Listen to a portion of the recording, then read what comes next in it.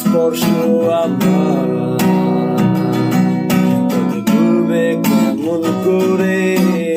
আমাকে, তবে চিনবে কেমন করে